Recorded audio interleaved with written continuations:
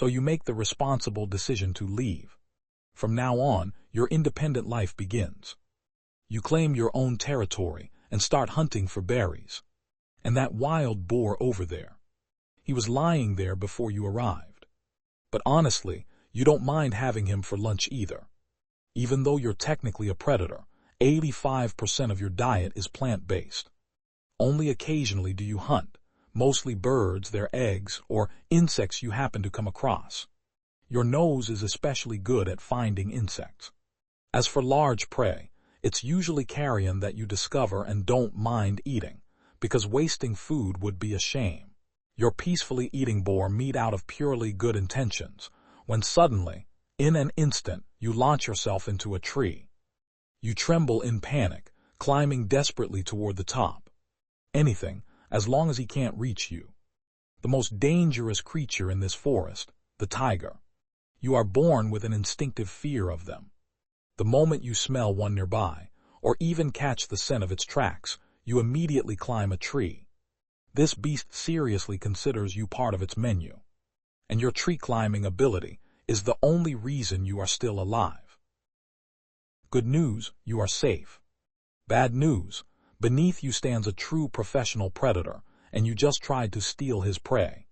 So he isn't going to let you go easily. Now begins a game of patience. You stretch out on the tree and wait. 1 hour, 2 hours, 1 day, then another. Because you can never be sure the tiger has left. You can never be certain of anything when dealing with a tiger. Luckily, there is food in the tree, which makes survival easier. Even after several days, you still climb down with extreme caution. All right then, time to return to your main occupation, gathering food. Wandering through the forest, turning over rocks and rotten logs in search of insects and larvae, stuffing your mouth with berries and nuts, slowly filling your stomach for the coming winter. It's ordinary work, the work of a bear. But apparently there are easier ways. One day you wander to the edge of the forest and notice your brother in the distance. He seems to have arrived here by accident too. A human stands nearby, clearly surprised by the encounter. Oh, a gift for your brother. Free food. And another one. Humans are certainly generous if they help bears this way. Help them right. No, they didn't help him. They killed him. Not immediately, but later when your brother, already used to easy food, came back expecting another handout. This time he was refused. And he didn't take rejection well. After all, who were humans to deny a bear? He began digging into their pockets, trying to take food by force. Then came the click. One rule. If a person feeds a bear, they kill the bear. Feed a bear, kill a bear. How fortunate that your instincts told you that easy food seemed suspicious, and you returned to the forest. Another winter arrives, this time alone. You know there's one creature in this forest that never rests, even in winter. So to avoid being disturbed by him, you climb higher. You turn 3 years old.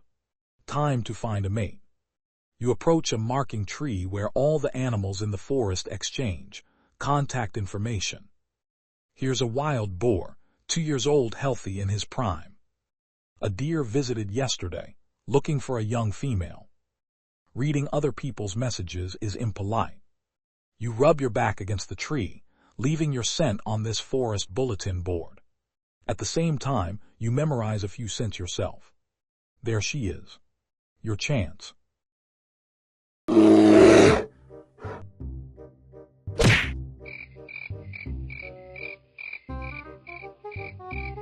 At last, walks together, courtship dates, and then it's time for you to go looking for honey again.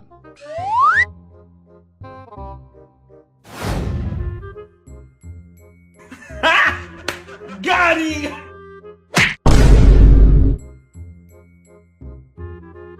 What a joker!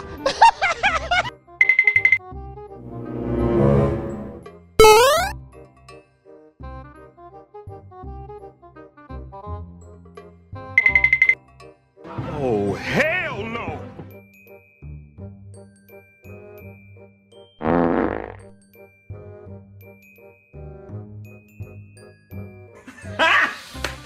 Got him!